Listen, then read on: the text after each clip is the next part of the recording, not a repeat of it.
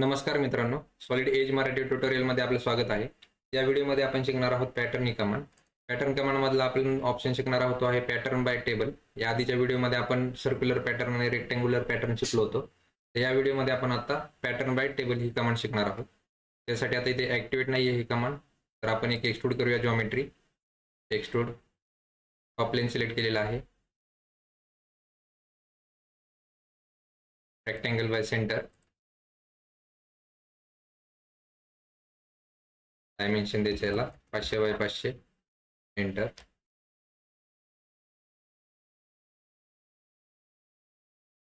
Sketch, extrude लेन द्यायची आहे जसं की 50 mm. Finish, cancel. आता याच्यावरती एक फीचर क्रिएट करायचं आहे. म्हणजे तुम्ही एक्सट्रूड करू शकता, एक्सट्रूड कट, रिवॉल्व कट, कोणतीही याच्यामधली कमांड यूज करून आपण इथे एक फीचर क्रिएट करू शकतो ज्याचं की आपल्याला पॅटर्न करायचं आहे. त्यासाठी फॉर एक्झाम्पल आपण एक्सट्रूड करूया. एक्सट्रूड, टॉप फेस सिलेक्ट केलेला आहे. Rectangle by centre. इथे आपण एक फॉर एक्झाम्पल 75 बाय 45 असा एक रेक्टँगल ड्रॉ केलेला आहे. त्याला डायमेन्शन द्यायचं आहे.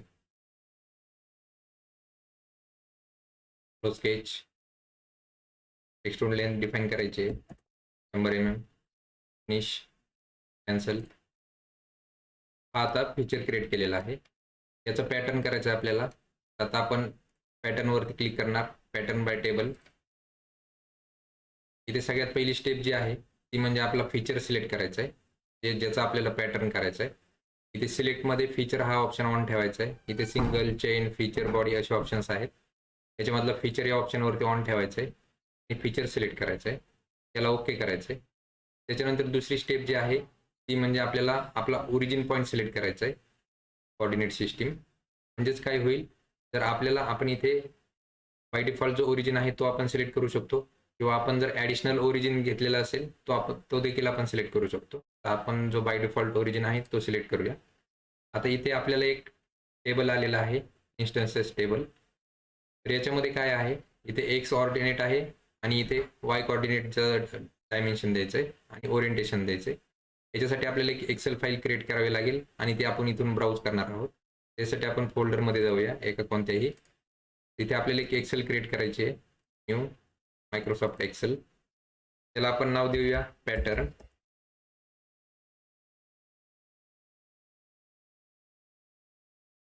एंटर. त्याला ओपन करायचं आहे.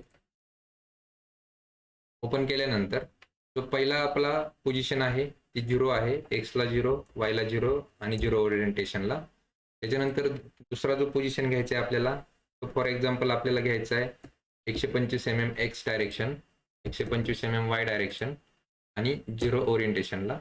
तिसरा घ्यायचा आहे आपल्याला 200 mm एक्स, 200 mm वाय आणि 45 डिग्री.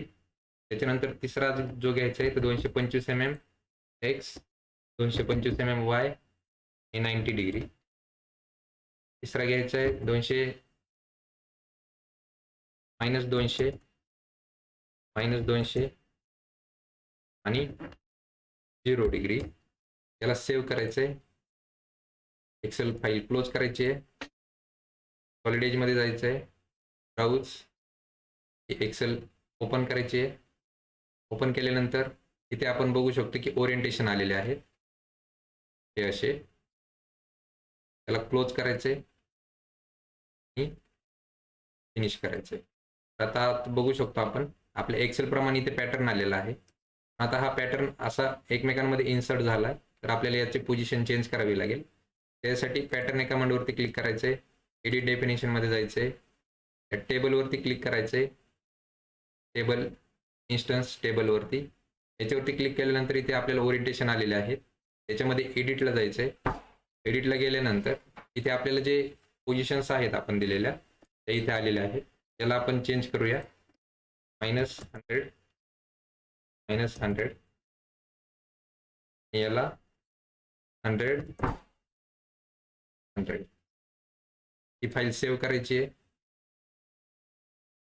त्याला क्लोज करायचं आहे आणि इथे अपडेट करायचं आहे. अपडेट केल्यानंतर आपण बघू शकतो इथे आपल्याला पाहिजे तशा पोझिशनमध्ये आपल्याला मिळालेले आहेत. पण आता इथं जर बघितलं तर हा पॅटर्नचा थोडासा पोर्शन आपल्या एक्सट्रुडेड फेसपेक्षा बाहेर आहे. तर त्याला आपल्याला सप्रेस देखील करता येतं. त्याच्यासाठी आपल्याला काय करायचं आहे, त्या सप्रेस इन्स्टन्सवरती क्लिक करायचं आहे किंवा ऑकरन्स आणि तो पॉईंट सिलेक्ट करायचा आहे. तो पॉईंट सिलेक्ट केल्यानंतर इथं आपण बघू शकतो हे 3च पॅटर्न आपल्याला मिळणार आहेत. हा सप्रेस पॉईंट आपल्याला आपण ज्याला सप्रेस केलाय तो आपल्याला पॅटर्नमध्ये इन्क्लूड होणार नाही. तसेच आपल्याला अजून एक ऑप्शन आहे की आपल्याला जर ओरिजिन पॉईंट सिलेक्ट करायचा असेल तर आपण याला सिलेक्ट करून आपला जो पॅटर्नचा ओरिजिन आहे तो आपण शिफ्ट करू शकतो. तर याला प्रिव्ह्यू करायचं आहे, हे फिनिश करायचं आहे. हे असं pattern by table he command इथे यूज झालेली आहे. जर तुम्हाला आमचे व्हिडिओ आवडत असतील तर चॅनलला नक्की लाईक, शेअर आणि सबस्क्राईब करा. धन्यवाद.